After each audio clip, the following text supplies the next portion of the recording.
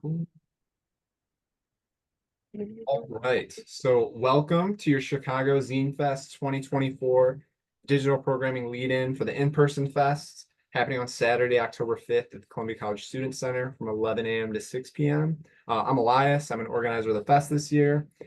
The video that you're watching right now is part of a weekly series spotlighting a zinester or zinesters that will be exhibiting at the show in the lead up to the fest. Last time, we spotlighted zinester and cartoonist Abby Kaysen. And today, we're spotlighting ISG, Columbia College Chicago's illustration student group. I'm going to do a quick little bio and blurb. Yep, we got to rep that sweater.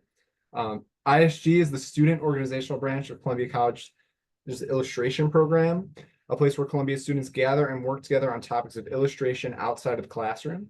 This includes promoting professional practice among students, networking, and creating a space where students can expand upon their personal and class-based work. You can check out their work on Instagram at ISG Columbia. So ISG, Gus, and Morgan, how y'all doing? Doing Hey, good. Good, How are good, you? good. I'm good. I'm good. So good. at the time of the recording right now, this will be posted in September. So school have already started, but school hasn't started yet. So how are we feeling for the fall semester? A little bit. I'm so excited. I'm really excited to get back into the illustration classrooms. Yeah. I love my professors and my peers. So it's gonna be awesome to get back on campus, get back in Chicago, um, build up that portfolio, get some art done, stuff like that. I'm really hyped up about it after being cooped up in the suburbs for 3 months. Oh, for sure. For sure. I get that. What about you? Yeah, I'm excited. For my year, for my senior year too, it's can't wait. I can't wait till I don't have to be in the house all day. Yeah, no, for sure. For sure. I feel like it's reached that time in the summer. Like I said, we're recording this right now, like mid-August. I feel like Yeah, that's normally the time that you're ready to start going back to school and get stuff going again. yeah, When I was a student, that's how I feel. So that's how I felt. Cool. All right. So one thing that I always I went to Columbia, so I went to the same school y'all did, like we were talking beforehand, but for the people that are watching, they probably don't know that. And so I've been a part of ISG. I know of ISG, obviously, and to me, ISG has always worked in a lot of different disciplines of illustration. Y'all are a student org, but also the illustrators in your org, work in editorial, fashion, game, comics, whatever, you name it. So first, with that, since we're a zine fest, I wanted to ask what your first experience with the zine was. And zine's pretty broad for me. Zine's just a small press publication, so it can be a comic, it can be a mini comic, zine, whatever. It's all the same to me. So yeah, whoever wants to go first. Gus, if you want, you're usually starting off, and then if you want to go more, that's cool. cool. I would say in like late high school, early college is when I first started like realizing what like zines were as like a concept, and also realizing like how um the sequential arts as a whole can be used as storytelling devices in so many ways, including through the avenue of zines. I think I was on a college visit when I first heard about like a different comics expo that's happening later this month. And then through learning about that, I also learned about Chicago Zine Fest. And so I in my own personal research just went like head first into learning about like zines, how to like make your own, how they're distributed, what their purpose is. Um, and yeah, I would say that that was probably like sophomore, junior year when I first was introduced to them. Nice. And that was high school, right? Yeah, yeah. Oh, that's awesome. I actually, my introduction with zine started in college, the Nice. freshman year of college actually. It was in class. One of my one of my friends who used to go to Columbia, he makes zines, and like he did them in his free time. He did one for, I believe, if I remember correctly, it's actually for a project. Oh, nice. I still have that zine. I have to look for it though, but um, I think his love for making zines it while it didn't spark love within me, but it did spark the love for comics. Nice. which is so I would say he's kind of one of my motivations for making comics. Nice. Yeah, it's all to me like zines and comics and like all this small press publishing. It's all a symbiotic relationship. It's different, but it's one and the same at the same time. Like the intent of making your own stuff is there, and that's Yeah. for me. Zines, I like you. I discovered it my like freshman year of college, Mhm. and it really changed everything for me with like DIY and making my own stuff. So it was very impactful. Obviously, because now I'm doing this. It'd be bad if I wasn't. I'd be like, wow, name like that'd be bad. That'd be a bad story. Yeah. So as a follow-up to that, so like with zines and comics, I was wondering like how each of you tackle making your own zines slash comics and how it differs from like other mediums you work in. Because I know as a student, you're working and trying out different fields of illustration. So I'm just wondering if I don't know if it's a little more freeing for you or just what that approach is like. I can take that. It is very freeing. I At first I was terrified to make comics because I was just like, oh my gosh, this is such a long process. Like there's so many drawings within one sheet of paper. Yeah. And I took that fear and was like, get out of here. And I actually started making my own comic this summer. Um, I started off like basic thumbnail sketching, like nothing too detailed, just to map out like where I want like how I want my composition to look, where I want my word bubbles to go, and then like if I would say on a good if I'm really into the page, like I'll get the thumbnail and sketch like done in one day, and then break that, then like do the line art another day. We'll do like the line art and coloring like in one day, or I'll break it up. But it's nothing too I guess long. It's pretty slow process for me. For me, zine making is almost like journaling in my experience. It can be a very personal, like kind of introspective creative making process, especially if I'm like scripting out like a specific zine that has to do with music I enjoy or snippets of the conversations I've had with people.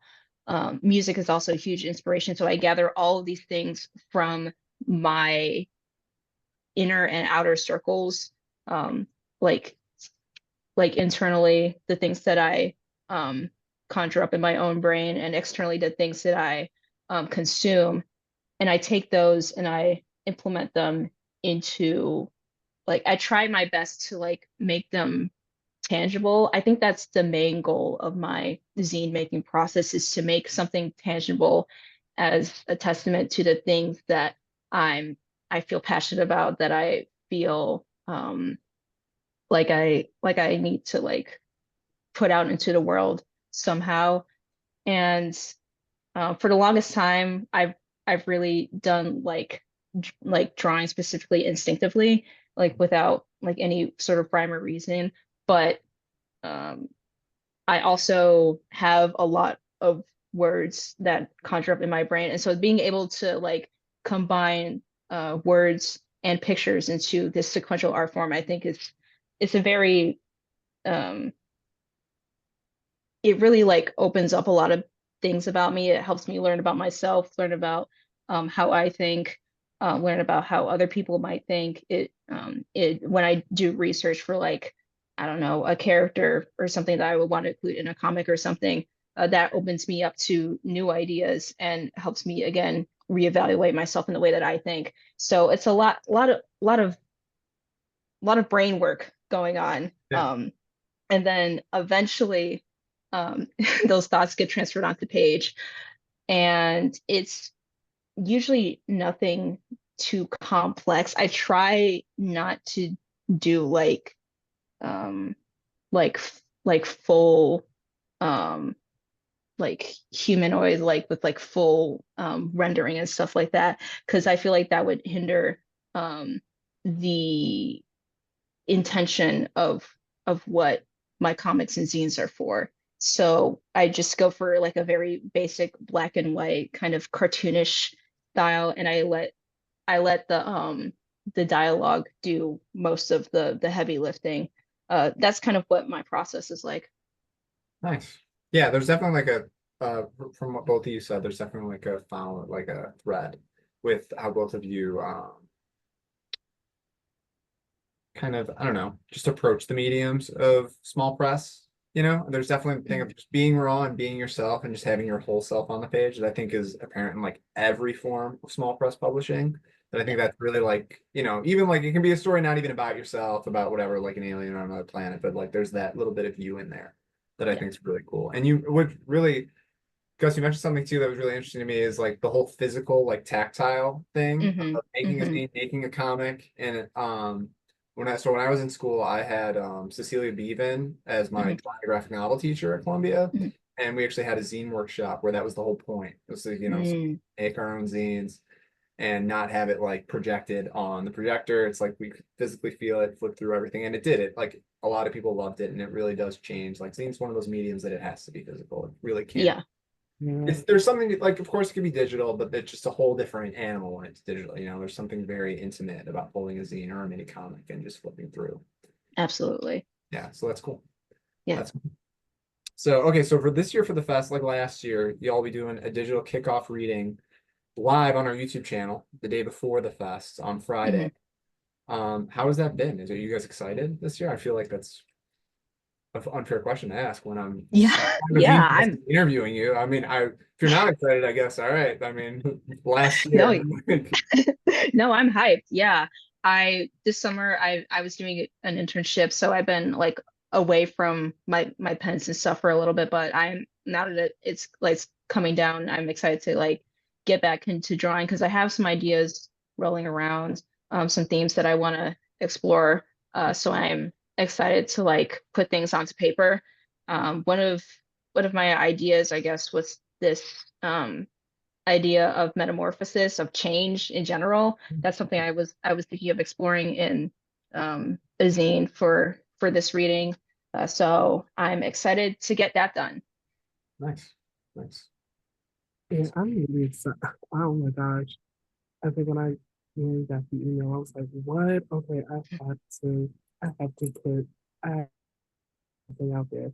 I think I'm really excited for it because I get to share a personal project I've been working on, which is actually the comic that I'm working on now called Okay. Made Days.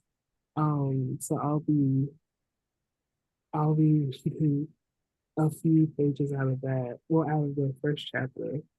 I guess I'm just really excited for it because I don't usually share like really personal projects. I mean, unless it's at school or unless I'm like selling artwork.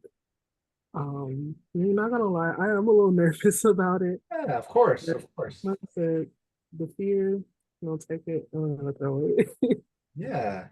Yeah. No, well, thank you for sharing that with us then at the reading. That takes a lot. That takes a lot of, Mhm. to read out loud. I think it's one thing to make a zine and make a comic and kind of just have this exist as this tactile thing, but then to also make it like, even if you don't see it this way, but like a performance type of thing and sharing it with Yeah. people like verbally, it's a whole different thing. And that's definitely like, thank you for doing that.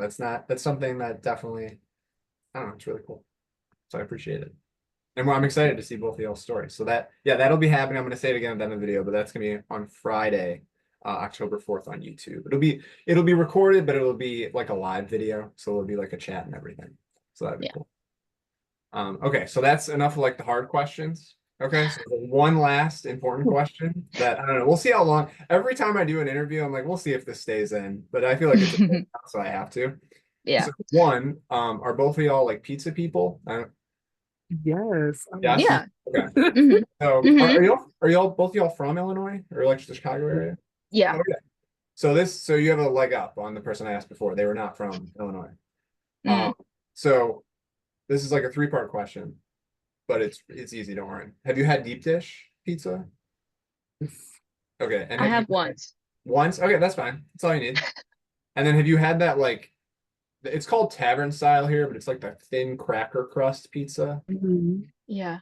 Yeah. Okay. So like what's your take on which one's the better one? And are you prepared to be canceled by all of Chicago with your answer? Oh, it's so over for me. I'm an anti-tomato person, so Oh, well, I'm pizza, like, instantly, yeah, in thin crust gang. Whenever I go to like Giordano's, I always ask for okay. less sauce. And Oh, okay. people Yeah, the that's people used to hate me for it, but that's just my truth. So, This is you you're know, speaking your truth. I appreciate yeah, it. It takes a lot of. We were just talking about how hard it is to share personal stories, and this there is you go. it's hard. My God, I can't believe I have to pick because I love both. You don't. Yeah, I mean, I will. You don't have to pick both. It's more so just like or you don't have to pick either one. If you like both, it's all right. It's fair. But no, I gotta pick. I have to pick. I guess if I had to pick, I would choose thin crust, but I would choose thin crust because at least I could eat it. I won't get full like really quick. But I Mhm. guess to say it's thin crust is more savory than deep dish. Yes, I agree. That's the big thing with like deep dish in general. It's like I feel like people that come here like for the fest, some people are coming here from out of state. And I feel like the big thing anytime anyone's in Chicago is to try deep dish. And it's very much like for the most part, like a one-time type of deal. Like everyone Yeah, I like it, but like it's not my like when I think all of pizza, right. that's not what I think of. Yeah, for I sure. don't know, there you go. I'll get canceled now. So I'll take the heat off y'all. We're all in That's this cool. together. Yeah, exactly. All right. So I'm gonna say the sign off here, but if you guys want to stay on for a minute after we end recording and we can say our Yep. proper goodbyes. Mhm. But all right, so ISG, Gus, and Morgan, thank you for taking the time to chat with me today. I really appreciate it. As a reminder, you can check out ISG's work on Instagram at ISG Columbia. You can also check out Gus's work at do_art_ok and Morgan's work at omo.scribbles. Is that how you pronounce it? Okay, Yeah. good. Okay, I was gonna say, tell me if I'm wrong, because this is the time. No editing. This is a raw upload. Uh, Oh man. uh, you One can take. watch. Yeah, exactly. You can watch them live on Friday, October 4th, like we mentioned earlier, right here on YouTube for the CZF kickoff reading, and check them out and say hey in person to them at the fest on Saturday, October 5th. So awesome. All right, thank you guys, and we'll see you at the fest. Thank you.